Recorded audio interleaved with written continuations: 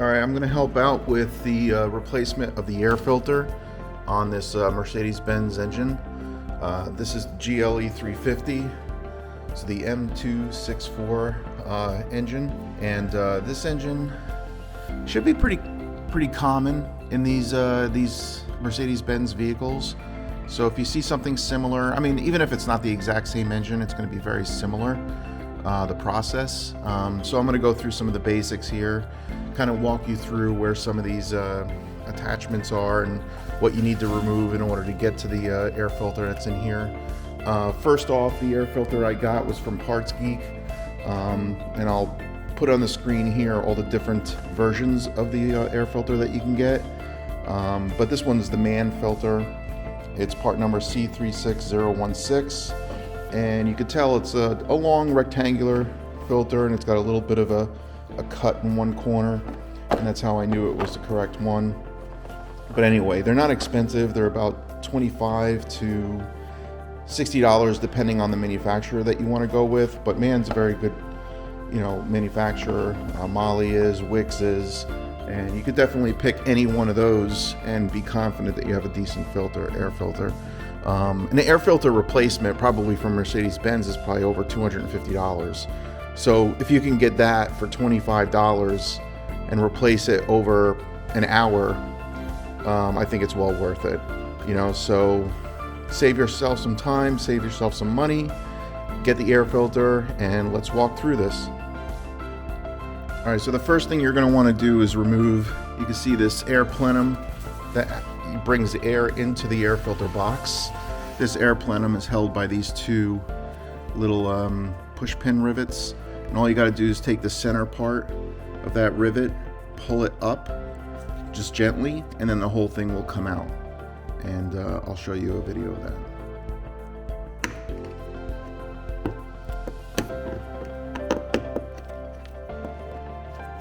And guys, I did that with one hand, by the way. So just a little tiny flathead screwdriver to kind of pry underneath this pin and then pull it up. And you'll see that this pin is pulled up. And then you can take the whole thing out. All right, so that pin comes out, and then this grommet comes out also. And that's what that looks like. So you can see, if that's in focus, right there, that goes into that hole right there, and that holds this whole thing taut. And you'll see there's like little pins right here. They're like guide pins basically to allow you to know that this thing's actually set in properly. So I'll take the second pin out here, right here, and then this whole thing will come out. Just so you see what the push pins look like.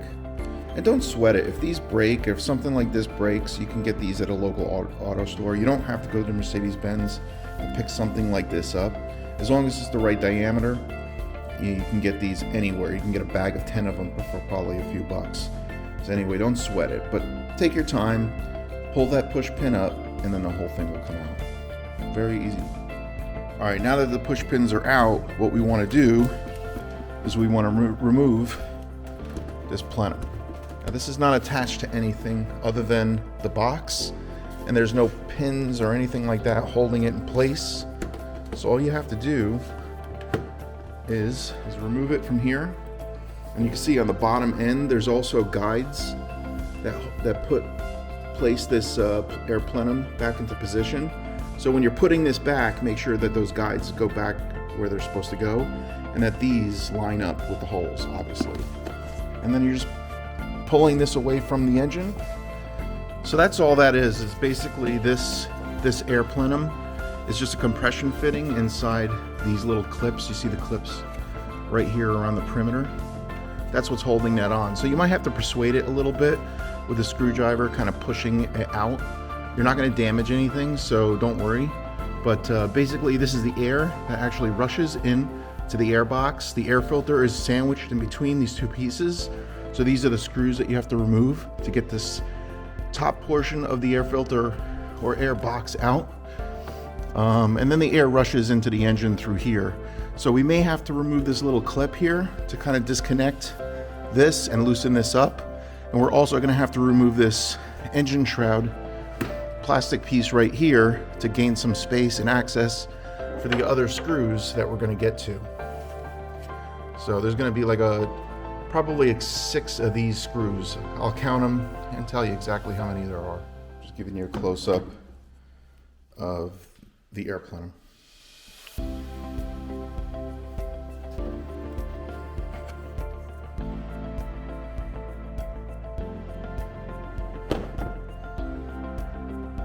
All right, so removal of this requires, I always start from the back, because on the Subarus and stuff like that, if you try to remove it and pull this up from the front, you will damage. There's like a clip in the front part of it. I don't believe that's the case here, but just to be safe, I'm gonna pull from the top, and you'll hear, see? You'll hear that clip. And it basically, it's like you'll see it, but basically it's a little clip that holds this in place. I removed the oil filler cap. I don't believe that's in the way. To make sure, I just took that out, and I'll remove this and show you final product. Okay, so it's removed. I was a little cautious because I wasn't sure 100%, but I wanted to make sure for you guys. So basically all these are, you can see here, there's just 4 locations where these plastic pins are pushed into these rubber grommets, and that's what holds this entire cover on. It's that simple. So I'm gonna clean this while I have it out with a little all-purpose cleaner. But I wanna show you on the car engine side what I'm talking about. So these pins right here are what's actually going into the rubber grommet in the cover and holding them in place. So you have 1, 2, 3, and then 4. 1 all the way in the back there, okay? This is the air plenum with the air filter inside, and that's what we're gonna get to so that we can remove the air filter and replace it. But again, we're gonna have to remove this, and all that is just like a big huge cotter pin that holds this in place. So you just use a little screwdriver, get in here, and then pull that out towards you, and then that'll remove this entire thing, okay? So it should be pretty straightforward. And then, all right, I had to transfer over to my phone because my other camera died. But this actually might work better in terms of showing you what I'm talking about with removing this clip right here. So basically I just put the screwdriver in this little loop and then pull it forward, and there you go, it's removed, okay? So you see how there's a clip here? So that kind of grabs onto it, but you could remove it that way, and then the whole thing's off the car, okay? So it's that easy, and this is disconnected from this portion of the vehicle. Now we should be able to remove these screws that you see here, and I'll count them. I have to get onto a ladder. I think anyone really needs to get onto a ladder. I don't think it's because I'm short, but anyway, we're gonna have to get onto a ladder and then locate all these screws and remove them. All right, so these are Torx screws, and what we're gonna do is determine what size works, and I believe it's this one right here. So we're gonna take that out and see if it fits.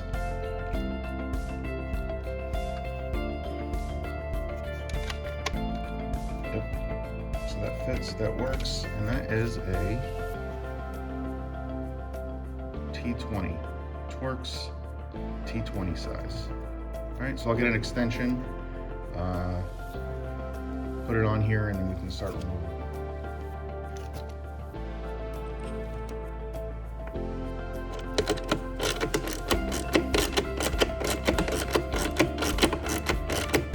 And I don't believe these screws come out all the way. I'd be surprised if they do, but I don't believe they come out all the way because they don't want them to fall out, because obviously there's a couple of them there. You know, listen, if they fall out, it's going to be a problem even for the mechanic. So yeah, so you can see, you can't remove these 100%, but they are disconnected from the housing. So you're safe. All you got to do is just remove it so it's loose and do the same thing for all of them. Now I have to admit, some of these screws are ridiculous in their location. So you'll see one here, and there's one back here somewhere. All the way back there. I don't know if you can see that. There's one. Geez, I don't even know if you can see that. One back there. That's gonna be a fun one. So for this one back here, all the way in the back, there's a little clip that holds this wire harness in place.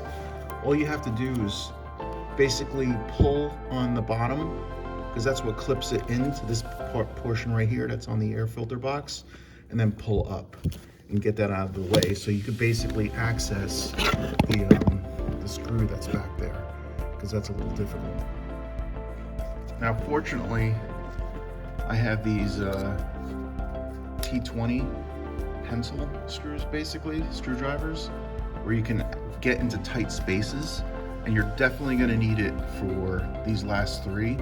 So there's one here, and believe it or not, in Mercedes' infinite wisdom, they do have one all the way in the back, right behind all this, and lay on the engine to get to it, and then unscrew it gently.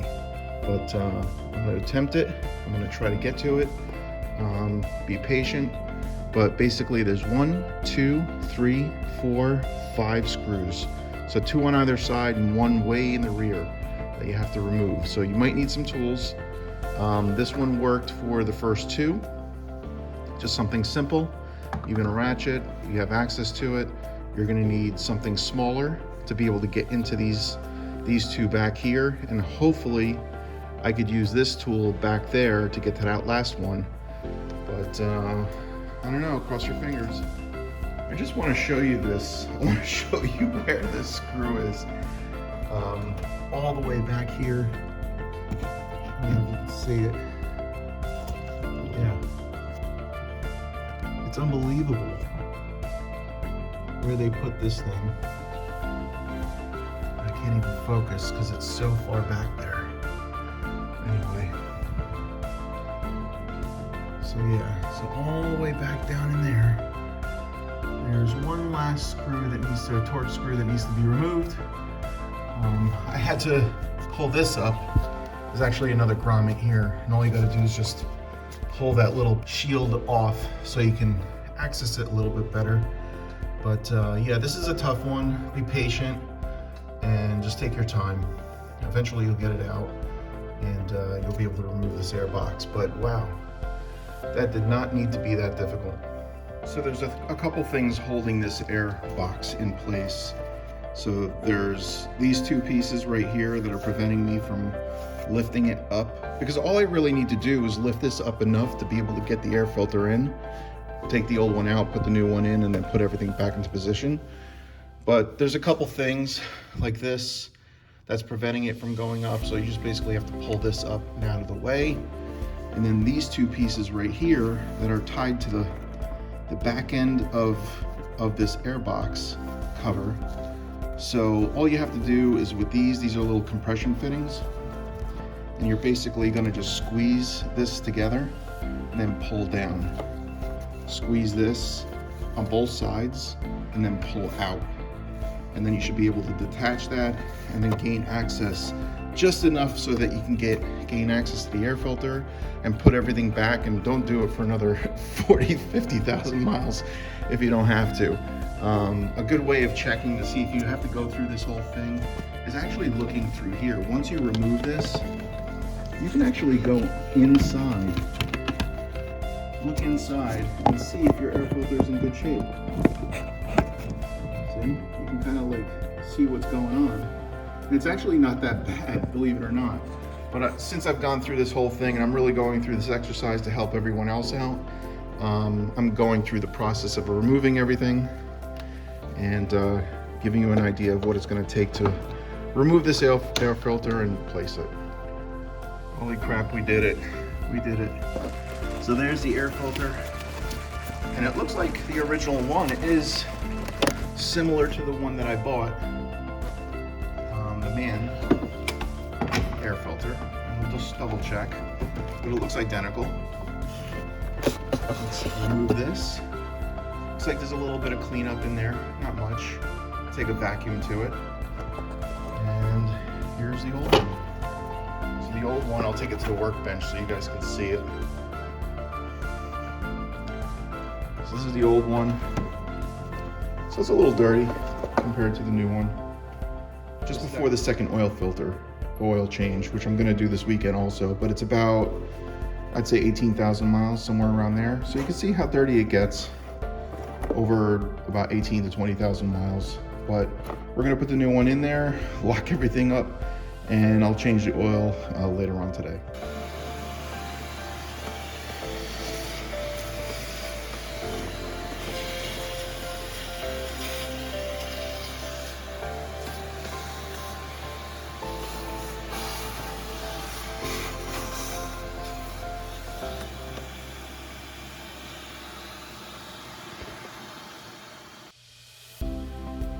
All right, so replacing the air filter, putting a new air filter in is very easy. You're just sliding it in, making sure that you don't grab any wires.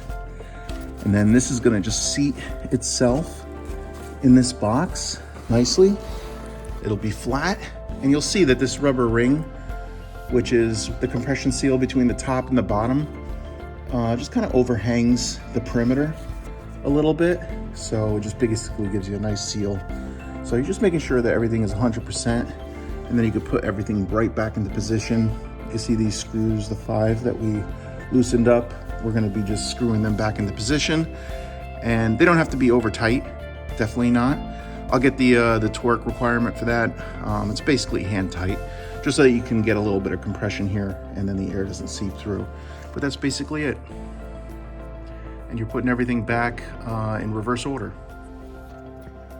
Now lastly, when you're putting everything back together, of course, making sure that everything is back into position. The clip that you removed here to remove this plenum piece with the intake to the engine. The 2 compression fittings underneath this air box. This clip right here for this wiring harness, and also the clip back here for the wiring harness back here. And you remove these originally so that you can get this air box up. And again, you know, it's just so you can remove this and get it up enough so that you can get that air filter in and remove the old one. So anyway, everything's back into position. Everything seems to be snug and tight. Let's start her up and make sure everything is good. And then you guys should be ready to go. Good luck on your adventures, and I'll talk to you soon.